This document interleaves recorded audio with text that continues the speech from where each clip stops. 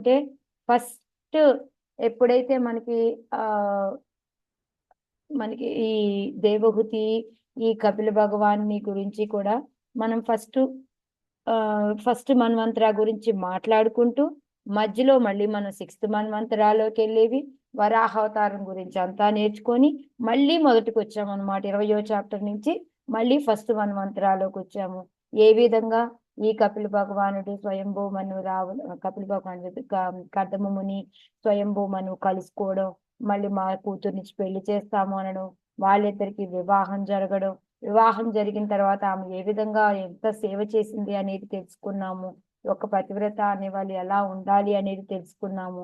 ఎంత మనం బాగా సేవ చేస్తే హస్బెండ్ ఆ విధంగా ఆమెకి మళ్ళీ కోరిక తీర్చాడు అని, మళ్ళీ వాళ్ళకి 9 మంది పిల్లలు పుట్టడము, ఆ పిల్లలు పుట్టిన తర్వాత మళ్ళీ ఎప్పుడైతే ఆయన సంతానం కలిగిన వరకే నేను ఉంటానని కండిషన్ పెట్టున్నాడు కాబట్టి, దాని ప్రకారం ఆయన వెళ్ళబోతూ ఉంటే ఆమె బాధపడుతుంది. నన్ను ఎవరు కడతేరుస్తారు, నేను ఎన్నాళ్ళు అనవసరంగా మీ యొక్క అసోసియేషన్ లో ఉండి కూడా భక్తి అనే దాని గురించి ఏమీ నేర్చుకోలేదు నేను.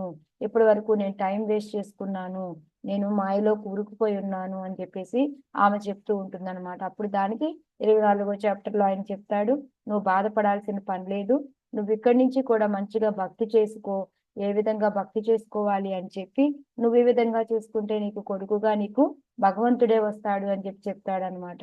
ఎప్పుడైతే ఆమె ఆ విధంగానే చక్కగా పూజ అంతా చేసుకునేటప్పటికి భగవంతుడు పుడతాడు. అప్పుడు బ్రహ్మ వీళ్ళందరూ కూడా వస్తారు. బ్రహ్మ వచ్చేసి వీళ్ళందరినీ పొగడడం, కర్దమ ముని నువ్వు మంచి కొడుకువి అని పొగడడం, దేవహూతిని నీకెంతో మంచి కొడుకు పుట్టాడు అనేసి, ఈ ఆడపిల్లలకి ఏ విధంగా వివాహం చేయాలి అనేది, ఎవరితో చేయాలి అనేది అన్ని చెప్పి ఆయన వెళ్ళిపోతారు. వెళ్ళిపోయిన తర్వాత మళ్ళీ మా కర్దమ ముని వచ్చేసి ఆ పిల్లలందరికీ వివాహం చేయడం, వాళ్ళు కొన్ని రోజులు ఉంచుకొని మళ్ళీ వాళ్ళ ప్రదేశాలకు వాళ్ళు వెళ్ళిపోతారు. సో ఇప్పుడు ఇంకా ఆల్రెడీ కపిల భగవానుడు కూడా వచ్చున్నాడు. ఆయన కర్తవ్యం పూర్తయింది కాబట్టి మళ్ళీ భగవంతుడి దగ్గర పర్మిషన్ తీసుకొని ఆయన బయలుదేరతాడు అనమాట. సో ఆయన మళ్ళీ కూడా నేను ఎందుకు వచ్చాను ఏంటి అనేది చెప్పి కపిల భగవానుడు చెప్పి నువ్వేవి కంగారు పడకు, అమ్మకు కూడా నేను మంచిగా జ్ఞానం అనేది ఇస్తాను, దాని ద్వారా ఆమె కూడా లబ్ధి పొందుతుంది, నువ్వు హ్యాపీగా వెళ్ళు అని చెప్పి పంపించేస్తాడు. పంపించిన తర్వాత ఆయన ఏ విధంగా అయితే ఒక తిండికి, ఒక బట్ట కోసం, దేనికోసం కూడా ఎలా ఉండాలి, మనకి భయం ఉంటుంది బయటికి వెళ్ళాము అంటే, అభయం అనమాట. అంటే భగవంతుడు చూసుకుంటాడు అనే నమ్మకంతో ఆయన అవేమీ పట్టించుకోకుండా చక్కగా వెళ్ళి భగవంతుడి యొక్క సేవ చేసుకోవడం, భగవంతుడి దగ్గరికి చేరడం, ఇవన్నీ కూడా మనం 24 వరకు చూసామన్నమాట. సో ఇప్పుడు ఇది అయిపోయిన తర్వాత ఈ సౌనక ఋషులు మళ్ళీ వీళ్ళు ఏం మాట్లాడుకున్నారు ఏంటి అనేది, ఈ భక్తి యోగ మహిమ అనేది 25వ చాప్టర్ పేరు వచ్చేసి, ఎందుకు అంటే దీంట్లో ఫుల్గా మనకి భక్తి గురించే ఉంటుందన్నమాట.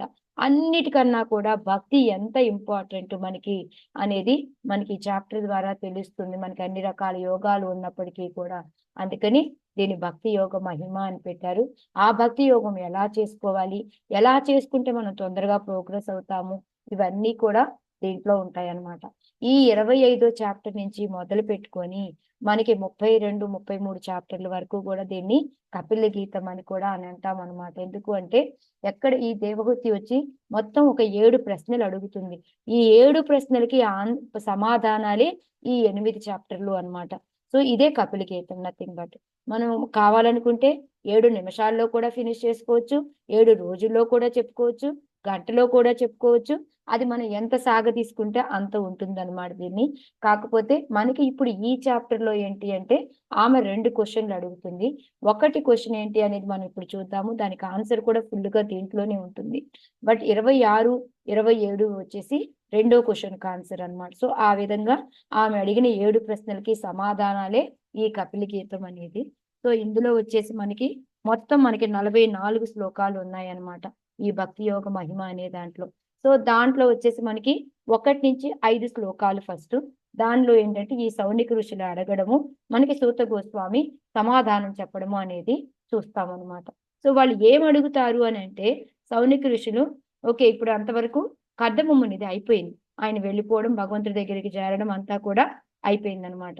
దాని నుంచి మనం మెయిన్ గా నేర్చుకుంది ఏంటి అంటే, గృహస్థాలో ఉండి కూడా మనం భక్తి ఎలా చేసుకోగలము, భగవంతుని ఎలా చేరగలము అనేది మనం తెలుసుకున్నాం అనమాట. సో ఇప్పుడు మనకి వీళ్ళు ఏం అడుగుతున్నారు అంటే, ఓకే, ఇప్పుడు కపిల భగవానుడు వచ్చాడు కదా, మరి ఇక ఇప్పుడు ఆయన వచ్చిన తర్వాత ఆయన చేసే పనులేంటి, ఆయన గురించి మేము తెలుసుకోవాలనుకుంటున్నాము అని చెప్పేసి అడుగుతారనమాట. ఇంకో మెయిన్ క్వశ్చన్ వాళ్ళు అడిగేది ఏంటి అంటే, భగవంతుడిని ఎప్పుడు ఏం చెప్తుంటాం మనం, జన్మ లేదు ఆయనకి అని చెప్పి చెప్తూ ఉంటాము.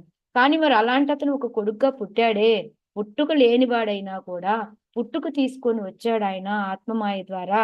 ఆయన ఎందుకు వచ్చాడు అంటే మనందరికీ లాభం చేకూర్చడానికే వచ్చాడు, మనకి జ్ఞానాన్ని తెలియజేయడానికి వచ్చాడు అని తెలుసు మాకు అని చెప్పి అడిగి, ఇంకా ఆయన ఆయన గురించి తెలుసుకుంటే ఏమొస్తుంది అనేది కూడా, ఆయన యొక్క గొప్పతనం ఏంటి అనేది కూడా వాళ్ళు చెప్తారనమాట. ఏంటి అంటే ఇంకా అంతకన్నా అధికంగా తెలుసుకోవాల్సిన మనిషి ఎవరు లేరు. మనం భగవంతుడి గురించి తెలుసుకున్న తర్వాత ఇంకా ఏమన్నా తెలుసుకోవాలా అంటే ఇంకా ఏమీ లేదు, దానికన్నా అధికమైంది ఇంకా ఏదీ లేదు అనేసి, అలాంటి అతని గురించి మనం శ్రవణం చేయడం అనేది మన ఇంద్రియాలకి ఎంతో తృప్తినిస్తుంది అని కూడా వాళ్ళు చెప్తూ ఉన్నారనమాట సౌనకాది ఋషులు. అంటే మేము ఎంత ఈగరుగా ఉన్నాము భగవంతుడి గురించి వినడానికి, అందుకని మాకు అలాంటి భగవంతుడు ఏమేం పనులు చేశాడు, ఏమి లీలలు చేశాడు, అవన్నీ కూడా మాకు చక్కగా విశదీకరించి చెప్పండి అని చెప్పేసి వాళ్ళు అడుగుతూ ఉన్నారనమాట. దానికి సూత గోస్వామి ఆన్సర్ చెప్తూ ఉన్నాడు అనమాట. ఎందుకు అంటే ఆయన గురించి ఇక్కడ కొంచెం ఎక్స్ప్లెయిన్ చేస్తూ ఉన్నారనమాట. మనకి సూత గోస్వామి ఎక్కడి నుంచి విన్నారు ఇది, ఇది ఎందుకు అంటే ఆయన యాక్చువల్ గా నేను ఇప్పుడు నాకు తెలుసు అని చెప్పట్లేదు. ఆయన ఏం చెప్తున్నారు అంటే, ఇది మైత్రేయుడు వ్యాసదేవుడికి అంటే మైత్రేయ ముని యొక్క గొప్పతనం చెప్పి, మైత్రేయ ముని ఎవరు అంటే వ్యాసదేవుడి యొక్క మిత్రుడు. అతని ఏంటి అంటే ఎప్పుడైతే విదురుడు కూడా ఇదే రకం మీరు ఏ విధంగా అయితే అడిగి ఉన్నారో అదే విధంగా క్వశ్చన్లు అడిగుండి ఆయన అప్పుడు ఆయన ఎంతో ఆనందంతో సమాధానాలు చెప్పాడు. దాన్ని నేను మీకు ఇప్పుడు విశదీకరించబోతున్నాను అని చెప్పేసి చెప్తున్నారనమాట. సో దీనికి ఈ 5 శ్లోకాల్లో మనం నేర్చుకోవలసిన ఏదైనా ఒక పాయింట్ ఉంది అంటే ఏంటి అంటే, ఒకటి వచ్చేసి భగవంతుడే మనకి పరమం అనేది, ఆయన గురించి తెలుసుకుంటే ఇంకొకటి తెలుసుకోవాల్సిన విషయం లేదు అనేది, భగవంతుడికి జన్మ లేకపోయినప్పటికీ కూడా మనందరి కోసం అనేసి ఆయన జన్మ తీసుకుంటాడు అనేది ఒకటి తెలుస్తుంది మనకి. ఇంకోటి ఏంటంటే ఏదైనా మనకి ఏదైనా తెలిసింది అంటే అది మనం ఎక్కడి ఒక దగ్గర నేర్చుకోవాలి వినాలి అన్నా, మనకి తెలిసింది చెప్పాలి అన్నా కూడా మన సొంతంగా ఏది చెప్పకూడదు, అది ప్రామాణికంగా రావాలి, ఒక గురు యొక్క పరంపరలో రావాలి. ఎలా అయితే ఇక్కడ సూత గోస్వామి వాళ్ళు అడిగిన వెంటనే నాకు తెలుసు అని చెప్పలేదు, చక్కగా వీళ్ళు నాకు ఇలా విన్నాను, నేను విదురుడు మైత్రేయుడిని అడిగితే మైత్రేయుడు ఇలా చెప్పున్నాడు, సో దాన్ని నేను ఇప్పుడు మీకు చెప్తున్నాను అని చెప్పేసి ఎంతో విపులంగా చెప్పారనమాట. అంతేకాకుండా ఇంకా ఏంటి అంటే అక్కడ ఎప్పుడు ఇది ఎంత జరుగుతుంది, ఎక్కడ ఏ ప్లేస్ లో జరుగుతుంది ఇదంతా, కపిల భగవానుడు దేవహూతి వీళ్ళంతా ఎక్కడున్నారు గుర్తుందా ఎవరికైనా? Bindu Sarovar. Correct, exactly, thank you Ushamataji. So అప్పుడు ఇక్కడ ఇక బిందు సరోవరం దగ్గరికి వెళ్ళి అక్కడ ఏం జరుగుతుంది అనేది ఇప్పుడు మనకి మైత్రేయుడు చెప్తూ ఉన్నాడు అనమాట. అంటే అక్కడ సౌనికాది ఋషులు, ఇక్కడ సూత గోస్వామి చెప్తూ ఉన్నారు. ఇంకో చోట ఎక్కడ అవుతుంది ఇది సేమ్, విదురుడు అడిగితే మైత్రేయుడు సమాధానం చెప్తున్నాడు. ఇంకో చోట కూడా అవుతూ ఉంటుంది. ఎక్కడ ఏం జరుగుతుంది చెప్పండి, ఇది చాలా మంది దగ్గర నుంచి వచ్చింది ఇది సేమ్ టాపిక్. ఇంకోటి ఎక్కడ దీని గురించే నైమిషారణ్యంలోనే ఈ సౌనికాది ఋషులు, ఇది యమునా నది తీరం ఎవరితో ఎవరికి జరుగుతుంది, సుఖ మహర్షి పరిషత్. యమునా కాదు, గంగా మాతాజీ, గంగా తట్. గంగా తటి దగ్గర. సో ఈ విధంగా ఏంటి అంటే సరే ఇప్పుడు అదంతా అక్కర్లేదు మీకు. సో మనకి ప్రామాణికంగా వినాలి అనేది ఇప్పుడు ఈ బిందు సరోవరం దగ్గర దేవహూతి ఉంది, మనకి కర్దమముని వెళ్ళిపోయి ఉన్నారు తెలుసు కాబట్టి మనకి పోయిన చాప్టర్ లో జరిగింది. సో ఇప్పుడు ఆమెకి ఏంటి అంటే ఈ 6 నుంచి, సో మనకి అప్పుడు 1 నుంచి 5 వరకు సౌనకాది, సూత గోస్వామి, మైత్రేయ విదురుల గురించి మనం విన్నాం అనమాట. సో 6 నుంచి 11 శ్లోకాల్లో ఏంటి అంటే ఇప్పుడు దేవహూతి కపిల భగవాన్ దగ్గరికి వెళ్ళి ప్రశ్నలు అడగడం మొదలు పెడుతుంది అనమాట. ఏమడిగింది ఏంటి అనేది మనం 6వ శ్లోకా నుంచి చూస్తామన్నమాట. ఎప్పుడైతే ఆమె భగవంతుడిని చూస్తూ ఉందో అప్పుడు టక్కున ఆమెకు ఒకటి గుర్తొస్తుంది అనమాట. ఎప్పుడైతే బ్రహ్మ చెప్పున్నాడో ఆ పలుకులన్నీ గుర్తొస్తాయి. ఏం చెప్పున్నాడు బ్రహ్మ ఆమెకి, దేవహూతికి? లాస్ట్ చాప్టర్ లో ఏం చెప్పాడు బ్రహ్మ దేవహూతికి?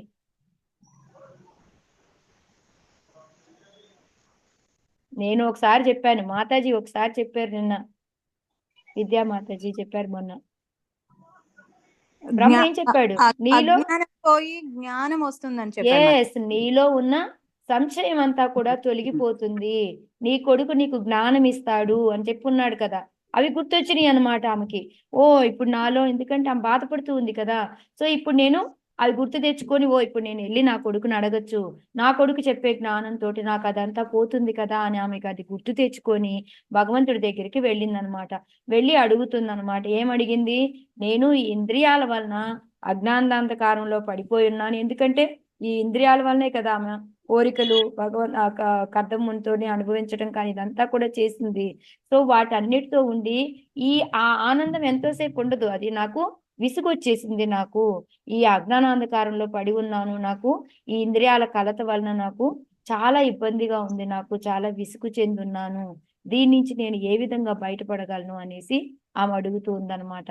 అందుకొని ఈ మాయ ద్వారా నేను ఈ విధంగా అయ్యున్నాను కాబట్టి ఈ అజ్ఞానాంధకారం నుంచి బయటపడేయడానికి నాకు ఏమి మార్గం ఉంది అంటే, ఆ మార్గం ఏంటి అంటే కూడా ఆమె చెప్తుంది. నీ కరుణ చేత మాత్రమే నేను ఈ మార్గం నుంచి బయటపడగలను. నీ కరుణ ఏ విధంగా పనిచేస్తుంది నా మీద అంటే, నాకు అది జ్ఞానచక్షువుగా పనిచేస్తుంది. ఎప్పుడైతే ఆ జ్ఞానచక్షువు నాకు పెడతావో నువ్వు, మనం ప్రేమాంజన చరిత భక్తి విలోచన మనం చూస్తూ ఉంటాం కదా, మన గురువులు ఏం చేస్తారు మనకి? మనతో పాటు కూర్చొని మనతో పాటు భక్తి మనతో పాటు చేసి చూపిస్తూ ఉంటారా? మనకి జ్ఞానం ఇస్తారు మనకి, దాంతో మనం భక్తి అనేది చేసుకుంటాం అనమాట.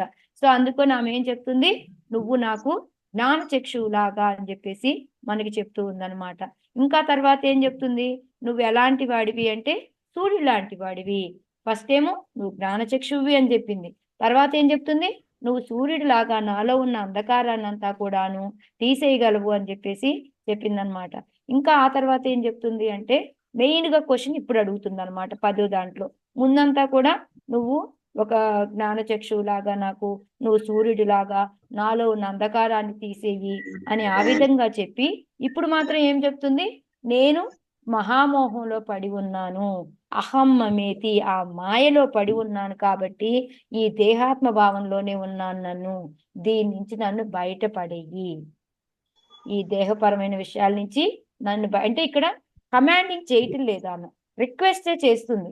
నేను ఈ మాయలో పడున్నాను కాబట్టి ఈ మాయలో నుంచి నన్ను బయటికి తీసేయాలి, నువ్వు కాప ఇంకెవరు నన్ను ఇక్కడి నుంచి తీయలేరు అని కూడా ఆమె చెప్తూ ఉందన్నమాట. సో చెప్పేసిన తర్వాత ఇంకా ఏమంటుంది అంటే, ఇంకా ఆమె ఇంకా పొగుడుతూ ఉంది భగవంతుడిని. ఎలాగా అంటే, నువ్వు ఒక గొడ్డల్లాగా, నాకు ఎందుకు గొడ్డలను ఉపయోగించిందంటారు చెప్పండి?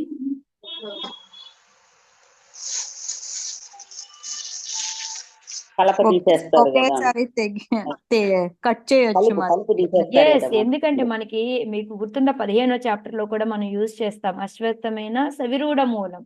సో అలా ఏంటి అంటే, మనకి ఈ గొడ్డలి అనేది ఏంటంటే మనలో ఉన్నది జ్ఞానం అనుకుంటే కనుక మనకి ఆ అజ్ఞానాన్ని ఒక్కసారి నరికేసి పడేయగలుగుతాం. మనకి పెద్ద చెట్టు ఉంది అనుకోండి, మనం చిన్న చాకుతో కోస్తూ ఉంటే ఎప్పటికి అవుతుంది? అది అవ్వదు కదా. ఒకేసారి కొట్టాలి అంటే గొడ్డలతో 4 వేట్లు వేస్తే ఏమైపోతుంది? ఇరిగి పడిపోతుంది వెంటనే. సో అదే విధంగా ఏంటంటే, ఈ సంసార వృక్షంలో ఉంటే అది ఈ సంసారం అనేది ఒక వృక్షం అనుకుంటే, దానికి నీవు జ్ఞానం అనేది నాకు గొడ్డల్ లాంటిది, సో దాని ద్వారా నువ్వు నన్ను దేంట్లో నుంచి బయటపడేయగలుగుతావు అని చెప్పేసి నాకు ఈ మెయిన్ గా దీని గురించి చెప్పి, ఇంకా ఏంటి అంటే జీవుడు, ప్రకృతి, పురుషుడు, వీటి గురించి కూడా చెప్పు అని చెప్పి. ఏంటి సంబంధం చెప్పండి? ఇది మనకి 26వ చాప్టర్లో నేర్చుకున్నాము. సరే ఇప్పుడు వద్దులే, నేను మళ్ళీ అది ఎక్కువైపోతుంది మీకు. సో మెయిన్ గా అడిగిన క్వశ్చన్లు ఏంటి? మాయలో నేను కూరుకుపోయి ఉన్నాను కాబట్టి నేను దీనిలో నుంచి బయటపడేయాలి అంటే నువ్వు నాకు ఒకే ఒక్క మార్గం నువ్వే. ఒకటి జ్ఞానచక్షువులాగా నువ్వే, ఇంకోటి సూర్యుడిలాగా నువ్వే, ఇంకోటి గొడ్డల్లాగా నువ్వే నాకు నాకు ఏం చెయ్యాలో చెప్పు అని చెప్పేసి అడిగిందనమాట. అడిగి ఇంకా తర్వాత ఇంకా ఏమంటుందంటే ఆమె,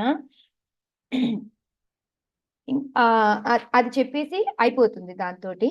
సో ఇప్పుడు మైత్రేయుడు మనకి ఆన్సర్ చెప్తూ ఉన్నాడు అనమాట. 12 నుంచి కూడా మనకి 18 శ్లోకాల వరకు కూడా దీని నుంచి బయటపడేయాలి అంటే ఏంటి అనే దానికి ఆన్సర్ చెప్తారనమాట.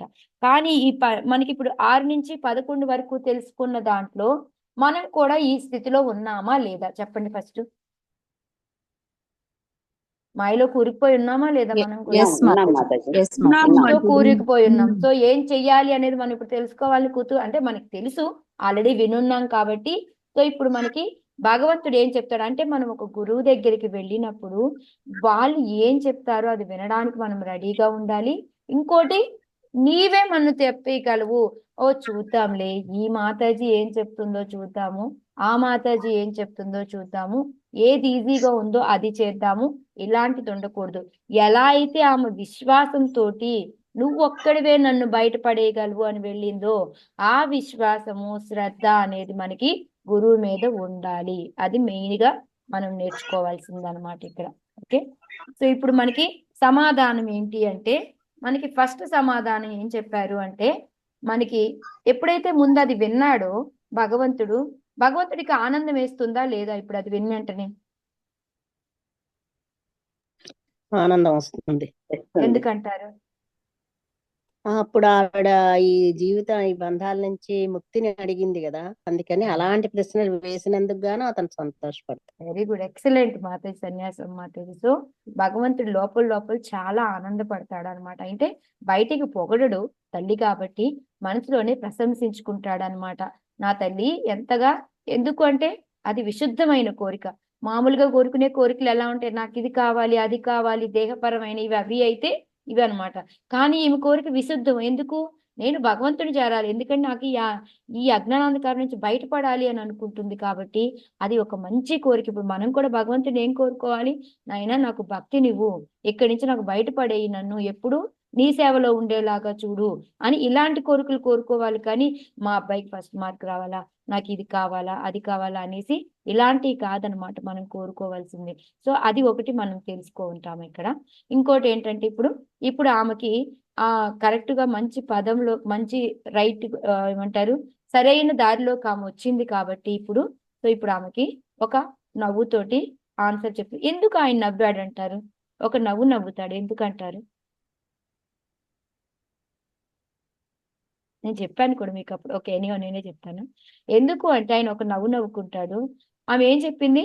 మాయ నన్ను ఆవరించింది అని చెప్తుంది. ఆమె ఎవరు యాక్చువల్ గా? ఇప్పుడు దేవహూతి అనే ఆమె భగవంతుడి యొక్క తల్లి. భగవంతుడి తల్లి దగ్గరికి మాయ చేరగలదా అసలు? చేరలేదు కదా. అందుకని ఆయన నవ్వుకుంటాడు, అమ్మా నువ్వే నా తల్లివి, నీ దగ్గరికి మా ఎక్కడికి వస్తుందమ్మా అని చెప్పేసి ఒక నవ్వు నవ్వుకొని, అయినా ఇది దేనికోసం అడిగింది? ఆమెకు తెలియక అడిగిందా ఇవన్నీ? దేనికోసం అడిగిందా? మన కోసం. ఇదంతా మన కోసం అడిగింది. అక్కడ అర్జునుడికి నిజంగా తెలియదా? అర్జునుడికి తెలుసు. ఎందుకు? అది ముందుకి భగవద్గీత అనేది బయటికి రావాలి. ఎందుకంటే మధ్యలో కాలక్రమేణా అది మాసిపోయింది కాబట్టి అది బయటికి రావాలి కాబట్టి అక్కడ అర్జునుడిని యూజ్ చేసుకున్నాడు, ఇక్కడేమో దేవహూతిని యూజ్ చేసుకున్నాడు. అంతకుమించి ఇంకేమీ లేదనమాట. సో ఇప్పుడు అందుకని ఒక నవ్వు నవ్వి ఆమెకు ఆన్సర్ చెప్పడం మొదలు పెట్టాడు అనమాట. సో మనకి అందులో ఏంటంటే, ఫస్ట్ ఆయన చెప్పేది ఏంటి అంటే, ఎప్పుడైతే మనము దీనిలో నుంచి బయటపడాలి అని అనుకుంటామో దానికి మనం చేయాల్సింది ఏంటి? ఆధ్యాత్మిక యోగం అనేది. అది అన్నిటికన్నా కూడా శ్రేయస్కరమైంది అని చెప్పేసి చెప్తాడనమాట. ఈ ఆధ్యాత్మిక యోగం అంటే ఏమని చెప్పుకున్నాం మనం? ఎవరికైనా గుర్తుందా? భక్తి యోగం మాతాజీ. భక్తి యోగం కదా. 3 రకాలు కలిసి ఉంటాయి మాతాజీ. ఆధ్యాత్మిక యోగం అంటే జ్ఞానము, జ్ఞానయోగం, అష్టాంగ యోగము, లేకపోతే ధ్యాన యోగం అంటాము, భక్తి యోగము. ఈ 3 కలిపిన దాన్ని మనము ఆధ్యాత్మిక యోగం అని చెప్తాం అనమాట. సో ఇక్కడ ఆయన ఫస్ట్ ఏం చెప్తాడు? అమ్మ ఇది ఆల్రెడీ పురాతనమైనది, ఇది ఇప్పటికిప్పుడు నేను చెప్తుంది కాదు, ఇది ఇంతకు ముందు ఆల్రెడీ అందరూ చేసింది, అందరూ ఆచరణ యోగ్యమైనది కూడా. ఎందుకంటే ఇప్పుడు చూడండి, మనకి ఎవరైనా మీరు వెళ్ళి అక్కడికో వెళ్ళి తపస్సు చేయండి అన్నారు అనుకోండి, అది నిజంగా ఆచరణ యోగమైనదేనా? అది నిజంగా ఇప్పుడు సంసారాన్ని వదిలేసి వెళ్ళిపోయి తపస్సు చెయ్యి అంటే మనం 100 సంవత్సరాలు కూర్చొని తపస్సు చేయగలుగుతామా? ఫస్ట్ ఆఫ్ ఆల్ సంసారాన్ని వదిలేయలేము ఒకటి. రెండోదోటి వెళ్ళిన తర్వాత మనం కూర్చోవాలంటేనే ఒక పావు గంట కూర్చోడానికి మన పని అయిపోతుంది. ఒక సరిగ్గా తిండి గుడ్డ లేకపోతే ఉండలేము. అలానే మనం చేయగలమా? కానీ ఇది ఆచార్యులు ఆల్రెడీ ఆచరణకు యోగ్యమైనది, ఉపయుక్తమైనది అని చెప్పేసి ఇది పురాతనమైనది. ఇప్పటికిప్పుడు నేను కొత్తగా నువ్వు అడిగావు కాబట్టి కొత్త సిద్ధాంతాన్ని నేనేమి తీసుకొచ్చి నేను చెప్పట్లేదు అని చెప్పేసి ఇంకోటి ఏం చెప్తాడు అంటే ఇది ఇంకోటి ఈ ఆధ్యాత్మిక యోగం అనేది ఏంటి అంటే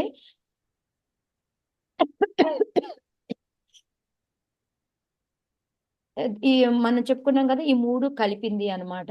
సో ఈ మూడిట్లో కూడాను ఏది గొప్పది అనేది మనకి ఇంకా కూడా ఆయన భగవంతుడు తర్వాత చెప్తాడు అనమాట. ఫస్ట్ చెప్పడం మాత్రం ఈ ఆధ్యాత్మ యోగం అని చెప్పాడు. కానీ ఈ ఆధ్యాత్మిక యోగంలో మంచి వచ్చే ఫస్ట్ ప్రాబ్లం ఏంటంటారు? మనకి ఏదైనా ఒక యోగం కానీ ఏది చెయ్యాలన్నా కూడా మనకు వచ్చే ప్రాబ్లం ఏంటంటారు? మొదట్లో కొద్ది కష్టంగా ఉంటుంది. ఓకే, ఇంకా ఇంద్రియ భోగాలు భౌతికంగా ఉండడాన్ని మాతాజీ ఫోకస్ చేయలేం మాతాజీ, ఫోకస్ చేయలేం. కరెక్ట్. మన మైండ్ మాయ. మెయిన్ గా ప్రాబ్లం. మనకి మాయ కన్నా కూడా మన మనస్సు అనేది ఏంటి అంటే మనకి స్థిమితంగా ఉంచదనమాట. చేస్తూ ఉంటాము కానీ అది మనల్ని ఎక్కడికో తీసుకెళ్తూ ఉంటుంది. ఇప్పుడు ఇది ఎందుకు లేప, నీ వయసు ఎవరన్నా ఒకళ్ళు వచ్చి చెప్పారనుకో, నిజమే కదా, నా వయసు ఇప్పుడే ఎందుకు నేను ఈ భగవద్గీతలో భాగవతాలు చదువుకోవడం, ఎంజాయ్ చేద్దాం లేప అనేసి మనసు వెంటనే ఇబ్బంది పెడుతుంది అన్నమాట. సో అదే ఇక్కడ మనకి 15వ శ్లోకంలో ఏం చెప్తున్నారు అంటే మనకి మెయిన్ గా ప్రాబ్లం వచ్చేసి మైండ్. అది ఏంటి అంటే అది మనల్ని నిలకడగా ఉండనియదు అనేది మనకి చెప్తూ ఉన్నారనమాట. సో మనం చేయాల్సింది ఏంటి? మాయ నుంచి బయటపడాలి అంటే ఆధ్యాత్మిక యోగం చెయ్యాలి. ఇది ఏమన్నా ఆచరణానికి ఉపయోగపడిందా అంటే ఆచరణ యోగ్యమైనది అని చెప్తున్నారు. నెక్స్ట్ ఒకటి ఏంటి అంటే మనం మైండ్ అనేది మనం మెటీరియల్ థింగ్స్ భౌతికాన్ని వైపు తిప్పుకున్నాం అనుకోండి, అటువైపు పోతూ ఉంటుంది. అలా కాకుండా మన మనసుని ఆధ్యాత్మిక వైపు తిప్పాము అనుకోండి, ఇటువైపు వెళ్ళిపోయి మనం ఏంటంటే ముక్తి అనేది పోతాం అన్నమాట. సో ఇప్పుడు ఈ మైండ్ అనేది ఇలా ఉన్న వాళ్ళు ఎలా ఉంటారు ఏంటి అనేది వెంటనే భగవంతుడు చెప్తున్నాడు అనమాట. ఎందుకంటే ఈ ఆధ్యాత్మిక యోగం చేయడానికి అనువైంది అని చెప్పారు. మళ్ళీ వచ్చేసి మనకి ఈ మైండ్ తోనే ప్రాబ్లము, ఈ మనసు అనేది మనకి చాలా పెద్ద ప్రాబ్లము అని చెప్పారు. కాబట్టి ఈ మనసుని ఎప్పుడైతే ఆధ్యాత్మిక వైపు తిప్పుకుంటే బాగుంటుంది అని చెప్పున్నారు. కాబట్టి అలా ఉన్న వాళ్ళు ఎలా ఉంటారు అనేది కూడా. ఎందుకంటే ఇప్పుడు చూడండి, మనకి దేని గురించి అన్నా చెప్పారంటే మనకి ఇంట్రెస్ట్ వస్తుందా వెంటనే ఇమీడియట్ గా మనకి దాని మీద? దానికి ఉన్న లాభాలు ఏంటి, అవి ఏంటి చెప్తేనే కదా మనకి ఇంకొంచెం అట్రాక్ట్ అవుతాం దానికి. ఇప్పుడు కార్తీక మాసం దామోదర మంత్ ఉంది, ఏమండి మేము దామోదర ఆరతి చేస్తామండి అంటే ఎవరైనా వచ్చి చేయించుకుంటారా? ఫస్ట్ చేయించుకోరు. వాళ్ళని అట్రాక్ట్ చేయాలంటే ఏం చేయాలి మనం?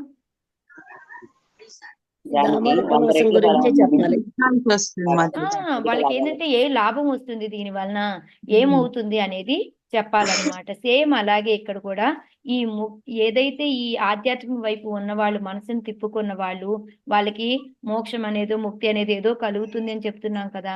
అలాంటి వాళ్ళ యొక్క లక్షణాలు ఎలా ఉంటాయి ఏంటి అనేది మనకి 16 నుంచి 18 శ్లోకాల వరకు కూడా మనకి చెప్తూ ఉన్నారనమాట. సో ఈ 16వ శ్లోకంలో ఏం చెప్పారు అంటే మనకి వాళ్ళకి నేను అనేది ఉండదన్నమాట. వాళ్ళకి ఇంకోటి కామాలు లోభాలు నుంచి పూర్తిగా బయటపడి ఉంటారనమాట. వాళ్ళ మనసు ఎప్పుడు ఎలా ఉంటుంది? చాలా పవిత్రంగా ఉంటుంది అనమాట. వాళ్ళకి ఇదేంటంటే ఈ సుఖ దుఃఖాలు ఇవన్నీ కూడా వస్తూ ఉంటాయి, కానీ వాళ్ళకి వాటిలో నిర్మలంగా ఉంటారు. వాళ్ళ వలన ఏమి మనం ఏం చేస్తాము, సుఖం వచ్చిందనుకోండి ఆనందంతో గెంతుతాము, దుఃఖం వచ్చిందనుకోండి సాడ్గా ఇలా అయ్యో నాకే ఎందుకయింది అని కూర్చుంటాము. బట్ కానీ వాళ్ళు ఎలా ఉంటారు అంటే వాళ్ళకి ఏవి కూడా ఉండదు. సుఖం వచ్చినా దుఃఖం వచ్చినా ఒకలాగే ఉంటారు. కామము లోభము అనేవి ఉండవు. వాళ్ళ మనసు ఎప్పుడు పవిత్రంగా ఉంటుంది. వాళ్ళు ఈ విధంగా ఉంటారు. వాళ్ళకి మెయిన్ లక్షణం ఇంకోటి ఏంటిది? నేను నాది అనేది వాళ్ళకి ఉండదు అని చెప్పేసి చెప్తూ ఉన్నారనమాట.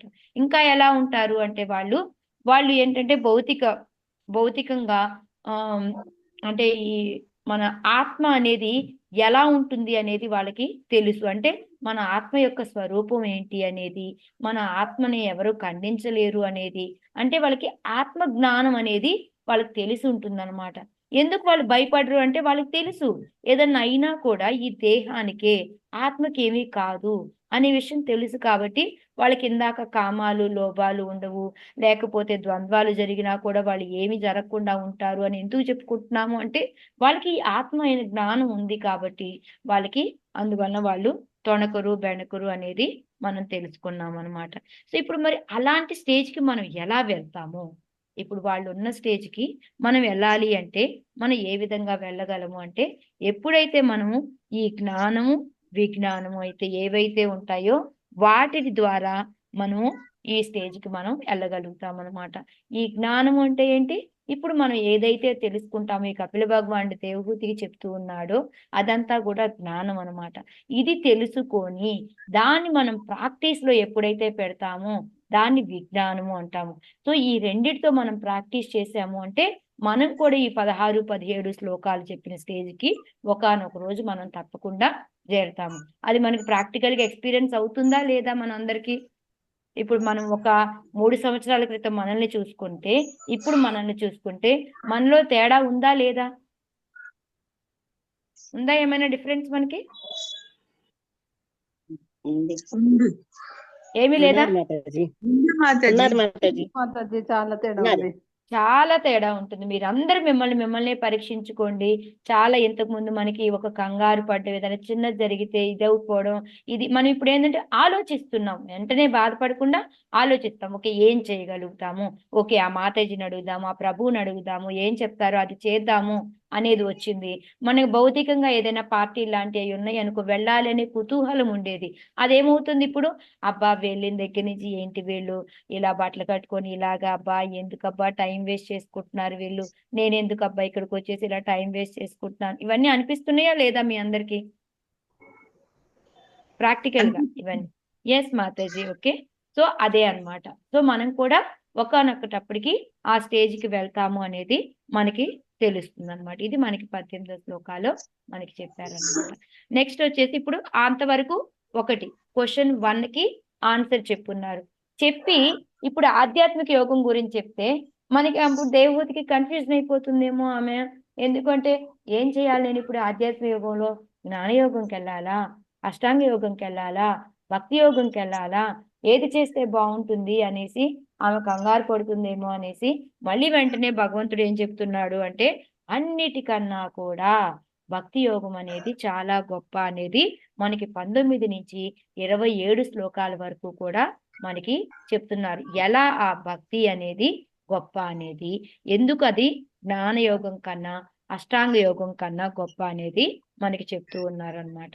ఎలాగా అనేది మనం ఇప్పుడు చూద్దాం.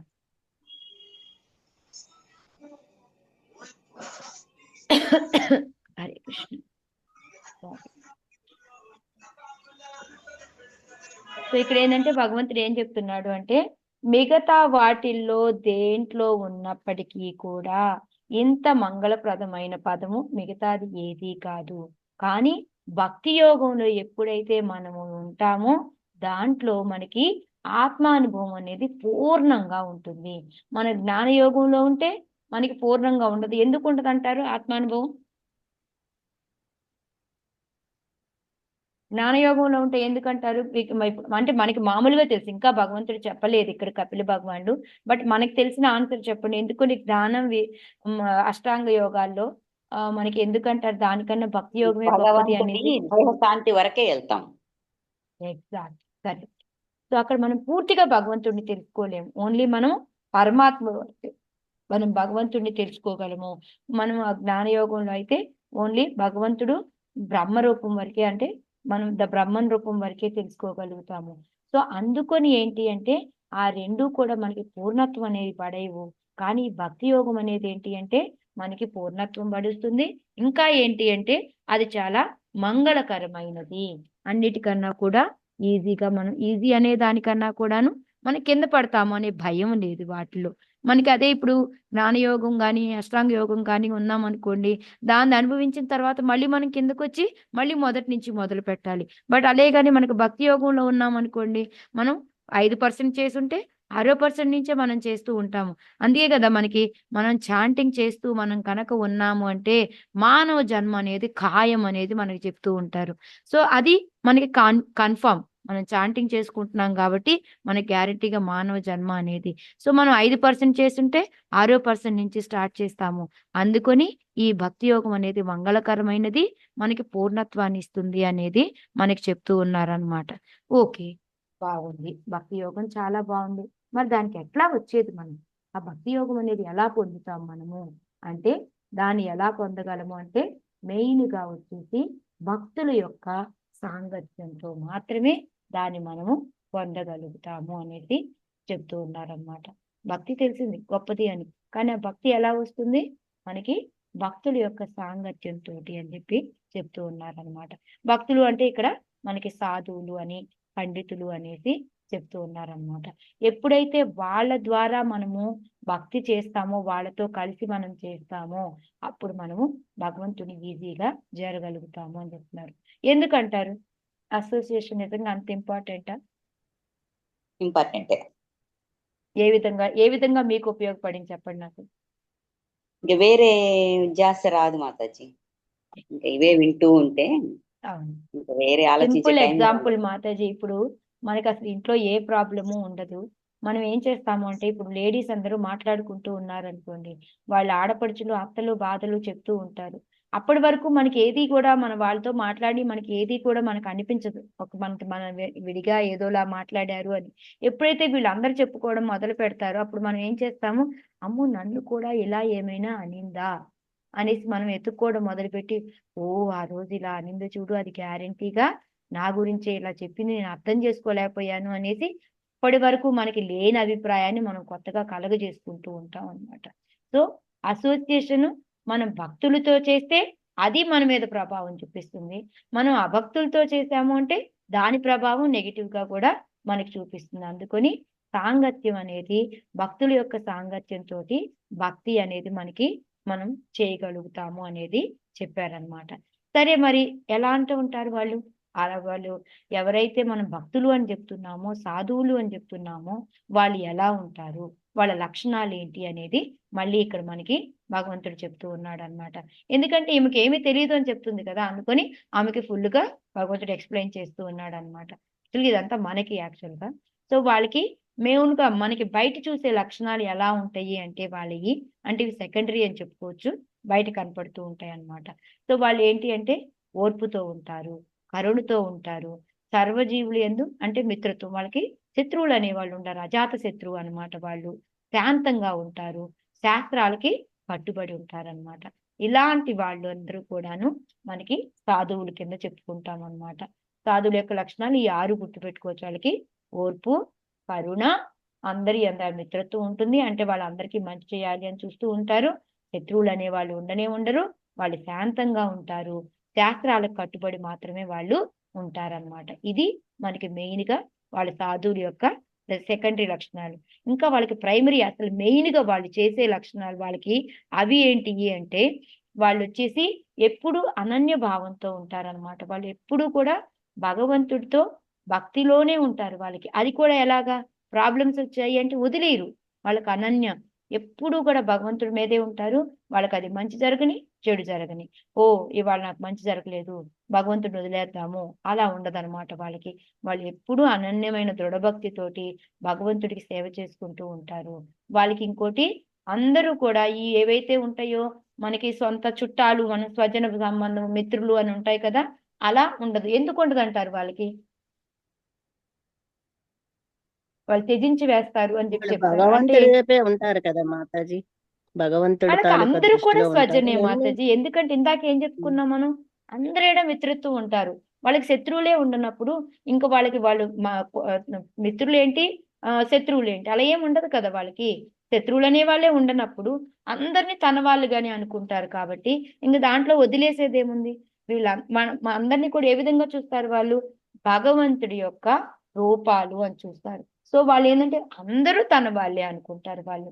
అందుకని వాళ్ళకి ఏంటంటే వీళ్ళు నా ఫ్రెండ్స్, వీళ్ళు నా వాళ్ళు. ఇప్పుడు మనకైతే ఏముంటుంది, అమ్మో ఇది ఈ వీళ్ళు నా కుటుంబం, వీళ్ళ తర్వాత నేను వేరే వాళ్ళకి అని ప్రయారిటీ అనేది మనం ఇస్తూ ఉంటాం.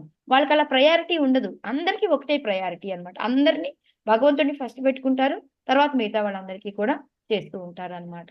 సో అందుకని వాళ్ళు ఏంటి అంటే వాళ్ళకి ఫస్ట్ ప్రైమరీ లక్షణం అదనమాట. వాళ్ళకి నీ నా అనేది ఉండదు. మన కొత్త వాళ్ళ ఇల్లు అనేది అనన్య భక్తిలో ఎప్పుడూ ఉంటారు అన్నమాట. సో ఇప్పుడు వాళ్ళు చేసే పనులు ఎలా ఉంటాయి అంటే, వాళ్ళు 24 గంటలు కూడా భగవంతుడి గురించి శ్రవణం కీర్తనం చేస్తూ ఉంటారు. మళ్ళీ ఈ భౌతిక క్లేశాలు అనేవి ఏవొచ్చినా కూడా వాటి గురించి ఏమీ కూడా ఆలోచించరు అన్నమాట. ఎప్పుడు వాళ్ళు ఆలోచనలు ఎలా ఉంటాయి, భగవంతుడి యొక్క లీలలు వినాలి, భగవంతుడి యొక్క కర్మలు అంటే భగవంతుడికి సంబంధించిన పనులు చేయాలి అని వాళ్ళు ఎప్పుడు ఆ తరహాలోనే ఉంటారన్నమాట. సో వాళ్ళు శ్రవణం కీర్తనం, భగవంతుడి గురించిన పని చేయడం, భగవంతుడి గురించిన సేవల్లో ఉండడము, ఈ భౌతిక క్లేశాల గురించి పట్టించుకోరు. సో వాళ్ళు చేసే పనులు ఏంటి అంటే ఓన్లీ భగవంతుడికి సదా సేవలో ఉంటారన్నమాట. సో ఈ విధంగా మనకి చెప్పిన తర్వాత మనం ఇలాంటి వాళ్ళ సాంగత్యం తీసుకుంటే మనకేమన్నా లాభం ఉందా? ఇందాక అనుకున్నాం కదా, మనం చెప్పేసుకున్నాం లాభాలు ఏంటి అనేది. ఇప్పుడు ప్రత్యక్షంగా మనకి మళ్ళీ భగవంతుడు కూడా చెప్తూ ఉన్నాడు అనమాట. తల్లి, ఏమవుతుంది అంటే ఇలాంటి భక్తుల యొక్క వాళ్ళ యొక్క సాంగత్యం తీసుకుంటే నువ్వు కూడా ఈ భౌతిక ఆసక్తి అనేది తగ్గిపోతుంది. నీకు నెమ్మదిగా ఈ భౌతికమైన కోరికలు అన్ని కూడాను తగ్గిపోతాయి అని చెప్పేసి చెప్తూ ఉన్నాడు అనమాట. ఇంకా ఏం చెప్తున్నాడు అంటే వాళ్ళ వలన ఇంకా ఏమొస్తుంది అంటే మనకి ఎప్పుడు వాళ్ళ విశుద్ధ భక్తుల యొక్క సాంగత్యంలో ఉంటే మనం వాళ్ళు ఏం చేస్తూ ఉంటారు, భగవంతుడి యొక్క కర్మల గురించి చర్చించుకుంటూ ఉంటారన్నమాట. అవి మనకి హృదయానికి కర్ణానికి కూడా ఎంతో ఆనందకరంగా ఉంటాయి అన్నమాట. మనకి సంతృష్టిని ఇస్తా ఉంటాయి అన్నమాట అవి. సో ఈ ద్వారా మనం ఏమవుతాము, చిన్నగా మనం జ్ఞానం నేర్చుకొని క్రమంగా మనం ఆ భక్తిని అనేది ఫాలో అవుతూ మనం చేసుకుంటూ మొదలు పెడుతూ ఉంటాము. సో చివరికి మనం ముక్తి మార్గం వైపు వెళ్ళిపోతాము అని చెప్పేసి, అంటే మనకి శ్రద్ధతో మొదలైపోయి మనం చివరికి ప్రేమ భక్తి దాకా కూడా చేరగలుగుతాము. ఈ సాంగత్యం వలన వచ్చే అడ్వాంటేజ్ ఏంటి అంటే మెయిన్ గా ఇదనమాట. మనకి కథాం ప్రసంగాన్ మమ అనే ఆ శ్లోకా కూడా చాలా ఇంపార్టెంట్. మనకి ఈ 21 నుంచి ఈ 25 శ్లోకాలు ఉన్నాయి అంటే ప్రతి ఒక్క శ్లోకా కూడా మనకి చాలా ఇంపార్టెంట్ అన్నమాట. సో ఈ విధంగా మనకి ఈ భక్తి యొక్క వాళ్ళ యొక్క లాభాలు ఏంటి ఇవన్నీ కూడా చెప్పిన తర్వాత ఇంకా కూడా ఏం చెప్తున్నాడు అంటే భగవంతుడు మనకి ఈ సాంగత్యంతో పాటు ఇంకా ఏంటంటే ఈ భక్తి యోగమే మనకి సులభతరం అన్నిటికన్నా కూడాను. ఇంకా మిగతా ఏవి చూసుకున్నా కూడాను మనకి ఈ ఏమంటారు మన ఈ 9 రకాలు ఏవైతే ఉన్నాయో, సాధు సంఘ, శ్రద్ధ, భజన క్రియ, ఇవన్నీ ఉన్నాయి. అనర్థ నివృత్తి, రుచి, ఆసక్తి, ఇవన్నీ కూడా ఏ విధంగా వస్తాయి అనేది మనకి దీంట్లో ఒకదాని తర్వాత ఒకటి మనకి చెప్పుకుంటూ ఉన్నారన్నమాట. టోటల్ గా ఈ 27 శ్లోకాల్లో మనకి చెప్పింది ఏంటి అంటే ఫస్ట్ మనము భక్తి అనేది ఎలా ఆధ్యాత్మిక యోగం చేసుకోవాలి అని చెప్పారు. ఆధ్యాత్మిక యోగం కన్నా కూడా భక్తి యోగం అనేది చాలా ఇంపార్టెంట్ అని చెప్పారు. అది రావాలి అంటే అది మనం ఓన్లీ ఆ భక్తి రావాలి అంటే మనం ఏ విధంగా అంటే భక్తుల యొక్క సాంగత్యంతో అని చెప్పారు. ఎలాంటి భక్తులు అంటే వాళ్ళ యొక్క లక్షణాలు ఏంటి అనేది తెలుసుకున్నాము. ఎప్పుడైతే ఈ భక్తుల సాంగత్యంతో భక్తి చేశాము అంటే మనకి వచ్చే ప్రయోజనం ఏంటి అంటే మనం ఈ 9 రకాలు ఏవైతే ఉన్నాయో మనకి శ్రద్ధ, సాధు సంఘం నుంచి స్టెప్ వెళ్ళుకుంటూ లాస్ట్ కి మనకి ప్రేమ భక్తి దాకా చేరగలుగుతాము అనేది మనకి ఈ 27 వరకు కూడా భగవంతుడు చెప్పాడు అనమాట. ఆ తర్వాత 28 నుంచి ఆమె మళ్ళీ ప్రశ్నలు అడుగుతుంది అనమాట భగవంతుడిని. 28, 29, 30లో మళ్ళీ అడుగుతుంది. ఏం అడుగుతుంది ఆమె? ఓకే, ఇప్పుడు నాకు భక్తి యోగం చేసుకోవాలి అని చెప్పావు. అయితే మనకి ఏది తొందరగా శీఘ్రంగా సులభంగా ఉండాలి, శీఘ్రంగా ఉండాలి, నేను ఏ విధంగా భక్తిని వృద్ధి చెందించుకోగలను, ఏ విధమైన ఈ విధంగా వెళ్తే నేను దాన్ని శీఘ్రంగా చేరగలుగుతాను, నీ సేవ చేసుకోగలుగుతాను, అది నాకు తక్కువగా అని చెప్పి అడుగుతుంది అనమాట. అంటే ఆమె ఆల్రెడీ భక్తి యోగం చేయాలి అనుకుంటుంది. బట్ ఏ విధంగా చేసి ఆ భక్తి యోగాన్ని నేను శీఘ్రంగా చేస్తాను భగవంతుని, అది చెప్పు అని అడుగుతుంది అనమాట. సో అది అడిగి ఇప్పుడు చూడండి, మనం ఎగ్జాంపుల్ మనం కంచిపట్టు చీర కొనడానికి వెళ్తాం షాప్కి. ఆల్రెడీ ఫిక్స్డ్ కంచిపట్టు చీరే కొనుక్కోవాలి అని నేను వెళ్ళాను. కానీ కంచిపట్టు చీర ఒకటే కొనుక్కొని వచ్చేస్తాను నేను ఏం చేస్తాను, నేను ఇంకా వేరే వేరే అన్ని చూస్తాం కదా మాతాజీ, షాపింగ్కి సరే, వెళ్తే. వెళ్ళిన తర్వాత ఏం చేస్తాను, ఓకే అక్కడ బెనారస్ చూడండి, ఇక్కడేమో ధర్మవరం చూడండి, వీటిని కూడా ఒకసారి తీసి కంపేర్ చేసుకుంటాను. ఓ, నా సెలక్షన్ బెస్ట్ అని అప్పుడు నేను ఒక మంచి కాన్ఫిడెంట్కి వస్తాను అనమాట. సో అందుకని సేమ్ అదే విధంగా నేను ఏంటి అంటే ఇక్కడ కూడా మళ్ళీ జ్ఞాన యోగం గురించి, అష్టాంగ యోగం గురించి కూడా నాకు చెప్పు అని చెప్పి ఆమె అడుగుతుంది అనమాట. ఎందుకు అంటే నేను ఎన్నుకున్న పద్ధతి కరెక్ట్ అయినది అనే కాన్ఫిడెంట్ రావడం కోసం మనం అది ఒక్కటే తెలుసుకుని ఊరుకోం కదా, మిగతాయి కూడా తెలుసుకుందామని అనుకుంటాము. అప్పుడే కదా దాన్ని నా కంటికొచ్చి చాలా గొప్పది అనిపించేది నాకు. సో ఆ విధంగా ఆమె వీటి గురించి కూడా అడుగుతుందన్నమాట. అయితే మనకి ఈ రోజు సులభంగా శీఘ్రంగా మనం భగవంతుడి యొక్క సేవ చేసుకోవడానికి ఏం చేయగలము అనేది మనకి ఈ 31 నుంచి 44 శ్లోకాల్లో భగవంతుడు చెప్తాడు. కానీ ఆ తర్వాత ఆమె అడిగిన 2 క్వశ్చన్లు ఏవైతే ఉన్నాయో జ్ఞానయోగం గురించి, అష్టాంగ యోగం దాని గురించి, అది మనకి మిగతా నెక్స్ట్ 26, 27, 28 చాప్టర్లో మనకి సమాధానం దొరుకుతుంది. సో ఫస్ట్ మనం ఇప్పుడు ఓన్లీ ఈ క్వశ్చన్ ఆన్సర్ అనేది చూద్దాం 31 నుంచి 44. సో మనకి 31 నుంచి 44లో ఆమె ఏం చెప్తాం, భగవంతుడు ఏం చెప్తున్నాడు అంటే భక్తి అనేది చాలా ఇంపార్టెంట్ అని చెప్పేసి చెప్తున్నారనమాట. అది ఎలా, భక్తి అనేది ఎలా చేసుకోవాలి అనేది తల్లికి చెప్తున్నాడు. అది మనకి 22లో అన్నమాట. ఎలాగా అంటే మనకి కోరికలు అనేవి ఉండకూడదు. మనకి మెయిన్గా మనకి ఎన్నో రకాల కోరికలు ఉంటూ ఉంటాయి. ఆ కోరికల నుంచి మనము బయటపడాలన్నమాట. మనకి సహజంగా మనలో ఏంటి అంటే దేవతలకి మనము ఇంద్రియాలని వీటన్నిటికి మనకి ఎలా అయితే మనం ఒక్కొక్కరికి మనము ఏమంటారు, ఒక్కొక్క ఇంద్రియాకి ఒక్కొక్క దేవతలుగా ఉన్నట్టు ఆ విధంగా కాకుండా మనం భగవంతుడి సేవే మనకి సహజ ధర్మంగా ఉండాలన్నమాట. ఇంకా అది తప్ప మనకి ఇంకొక కోరిక అనేది కూడా మనలో ఎక్కడా కూడా రాకూడదు అనమాట. అది మెయిన్ గా ఆ విధంగా చేసుకోవాలి అనేది.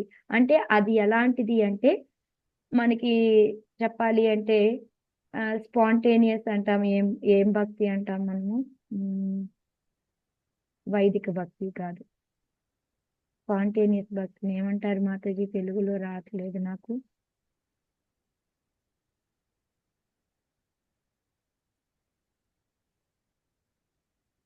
సాధన కాదు మాతాజీ, అది వైదిక భక్తి. సాధన భక్తి అంటే మనకి రాగానుగా భక్తి మాతాజీ. రాగానుగా భక్తి అంటే ఇంకా భగవంతుడే, ఇంకా నాకు ఏది లేదు, రెండోది ఇంకా ఏది కూడా నాకు అక్కర్లేదు అనిపించేలాగా ఉంటుందన్నమాట. అంటే అది భావభక్తి. మనం ఎగ్జాక్ట్ గా చెప్పాలి అంటే మనం లాస్ట్ లో ప్రేమ భావ చెప్పుకుంటున్నాం చూడండి, మనం హయ్యర్ స్టేజ్ లాస్ట్ స్టేజ్కి వస్తే అది ఎవరు అంటే ఓన్లీ గోపికలు చేసేదన్నమాట, మనం కాదు. సో అలాంటి భక్తి చేస్తే నువ్వు శీఘ్రంగా వెళ్తావు అని చెప్పి చెప్తున్నారు. కానీ అది సంభవమా, అది చేయగలుగుతామా మనము? అది పాసిబుల్ ఇప్పుడు మనకి అవ్వదు. సో అందుకని భగవంతుడు ఏం చెప్తున్నాడు అంటే ఫస్ట్ ఆ డివోటీ ఏంటంటే ఎవరైతే ఆ భావ భక్తిలో ఉంటారో అలాంటి భక్తులు వాళ్ళ యొక్క లక్షణాలు ఏంటి అనేవి మనకి 34 నుంచి 37 శ్లోకాల్లో చెప్తూ ఉంటారనమాట. వాళ్ళకి ఏంటి అంటే వాళ్ళు ఎప్పుడు కూడా ముక్తి కావాలి ఇది అనేది కోరుకోరు అనమాట. భగవంతుడిలో లీనమైపోవాలి, నాకు కోరికలు కావాలి అని అనుకోరు. వాళ్ళు ఎప్పుడు కూడా భగవంతుడి యొక్క సేవ చేయాలి అనే కోరుకుంటారనమాట. వాళ్ళకి భగవంతుడి యొక్క పాద పద్మ సేవ, ఇంకా వాళ్ళకి అంతకన్నా కూడా ఇంకా ఏమీ వద్దు అనమాట. ఇంకా వాళ్ళు ఏం కోరుకుంటారు అంటే భగవంతుడి యొక్క ఏమంటారు, భగవంతుడి యొక్క పనులు చేయడంలో భక్తుడి యొక్క సాంగత్యంలో ఉండాలి అని వాళ్ళు కోరుకుంటూ ఉంటారనమాట. ఇంకా అంతకు మించి వాళ్ళకి ఇంకో కోరిక అనేది ఉండదనమాట. ఇంకా ఏంటి అంటే వాళ్ళు ఎప్పుడు కూడా చక్కగా భగవంతుడిని చూస్తూ ఉంటారనమాట. ఎలా భగవంతుడిని చూస్తూ ఉంటారు అంటే ఆ భగవంతుడు ఏ విధంగా అయితే మన ఏమంటారు, మనం ఏ విధంగా అయితే మనము ఫుడ్ తింటామో అది మన లోపల ఉన్న జఠరాగ్ని ద్వారా మనకి ఎలా అయితే అరిగిపోతుందో ఆ విధంగా ఏంటి అంటే వాళ్ళు ఈ భక్తి యోగం ద్వారా మన భగవంతుడిని కూడా చూడగలుగుతారు అనమాట. భగవంతుడిని చూడగలుగుతారు, వాళ్ళ ఆత్మని కూడా చూడగలుగుతారు అన్నమాట. ఎలా చూస్తారు అని మనకు ఒకవేళ డౌట్ వస్తుందేమో అనేసి భగవంతుడు ఎగ్జాంపుల్తో సహా చెప్తూ ఉన్నాడు అనమాట. మనకి మరి తిన్న పదార్థం ఎలా అరిగిపోతుంది, మరి భక్తి యోగం చేస్తే నిజంగా అలా అయిపోతామా అనే సందేహం అక్కర్లేదు, ఇలా అయిపోతారు అనేసి దాని ఎగ్జాంపుల్తో కూడా మనకి చెప్తూ ఉన్నారనమాట. సో ఈ విధంగా వాళ్ళకి ఒక్కొక్క లక్షణాలు వాళ్ళ గురించి చెప్పుకుంటూ వాళ్ళు ఏంటంటే ఏమేం కోరికలు ఉంటాయి వాళ్ళకి, వాళ్ళు ఎప్పుడూ కూడా భగవంతుడి సేవలో ఉంటారు, ఇవన్నీ కూడా మనకి 34 నుంచి కూడా 37 వరకు కూడా వీటి గురించే చెప్తూ ఉంటారన్నమాట. వాళ్ళు భగవంతుడిని చూస్తూ ఉంటారు, అందరిలో కూడా భక్తుల్ని చూస్తూ ఉంటారు, అంటే మనందరిలో భగవంతుడిని చూస్తారనమాట. మెయిన్గా అదనమాట. ఇంకా లాస్ట్ లో మనకి ఏంటి అంటే మనం చేసుకునేలాగా వైదీ భక్తి గురించి కూడా చెప్తూ ఉంటారనమాట. మెయిన్ గా మనం నేర్చుకోవాల్సింది ఇది సాధన భక్తి. మనం ఈ లాస్ట్ ఏదైతే ఉందో ఈ 34 నుంచి 37 శ్లోకాల వరకు మనం ఆ లక్షణాలు పెంపొందించుకోవాలి అంటే మనం చేయాల్సింది ఏంటి అంటే సాధన భక్తి చేయాలి. అది ఒకటే మనకి మెయిన్ గా దారి అనేది మనకి చెప్తూ ఉన్నారనమాట. హరే కృష్ణ రాధా మాతాజీ.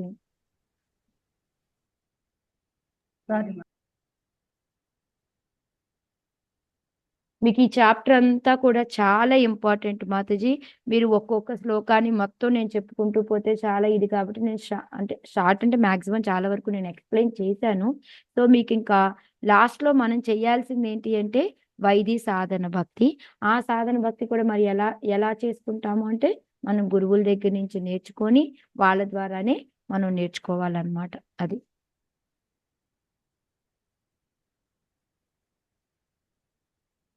హరే కృష్ణ. ఇంకెవరికైనా ఏమన్నా డౌట్లు ఉన్నాయా మాతాజీ?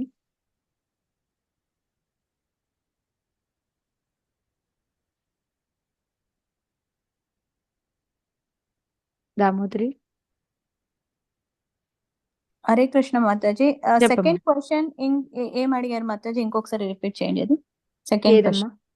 సెకండ్ క్వశ్చన్ జ్ఞాన యోగం గురించి, అష్టాంగ యోగం గురించి కూడా ఆమె తెలుసుకోవాలనుకుంటుంది అనమాట. అంటే మనకి ఫస్ట్ క్వశ్చన్ వచ్చేసి మాయలో ఉన్నాను, దీనిలోంచి నేను ఎలా బయటపడాలి అని అడిగిన దానికి ఆధ్యాత్మిక యోగం చేసుకో అని చెప్పాడు కదా. తర్వాత వచ్చేసి మనకి రెండోసారి ఏం అడుగుతుంది అంటే సులభంగా శీఘ్రంగా నేను భగవంతుడి సేవ ఎలా చేసుకోగలుగుతాను అని అడిగింది. దానికి వచ్చేసి మనకి మెయిన్ గా ఈ ఏమంటారు భావభక్తి అనేది అనేది భావభక్తి అంటే హైయెస్ట్ అనమాట. ఇంకా సో అది చేసుకోవాలి అని చెప్పాడు. అలా యొక్క లక్షణాలు ఎలా ఉంటాయని చెప్పాడు. మనం ఆ స్టేజ్కి మనం రాలేం కాబట్టి మనం ఏంటి అంటే వైదీ సాధన భక్తి అని ఉంటుందన్నమాట. దాన్ని చేసుకుంటూ మనం నెమ్మదిగా ఆ స్టేజ్కి వెళ్తాము అనేది ఆమెకు చెప్పున్నారు. తర్వాత ఆమె అడిగిన ఇంకో 2 క్వశ్చన్లు ఏదైతే ఏమంటే సాధన జ్ఞాన మళ్ళీ ఇంకోటి జ్ఞానం గురించి, ఇంకోటి వచ్చేసి అష్టాంగ యోగం అడిగింది కదా. వాటి గురించి వచ్చేసి మనకి నెక్స్ట్ చాప్టర్ లో వస్తుంది. అష్టాంగ యోగం అంటే ఏంటి మాతాజీ? ధ్యాన యోగం మాతాజీ, నథింగ్ బట్ ధ్యాన యోగం. మనకి 6th చాప్టర్ వస్తుంది చూడండి. మనం ఎత్తు కాదు, పల్లం కాదు, మీడియంలో కూర్చోవాలి, దర్భ మీద కూర్చొని జంక చర్మం పరుచుకొని మనం కూర్చొని తపస్సు చేసుకోవాలి. అది ఋషులు చేసేవన్నీ కూడా వాళ్ళు చేసే ధ్యాన యోగం. వాళ్ళు ఎప్పుడు కావాలంటే అప్పుడు వాళ్ళు మన ఏమంటారు మన ఏమంటారు మన ప్రాణాన్ని వదిలేస్తారు వాళ్ళు ఎప్పుడు కావాలంటే అప్పుడు.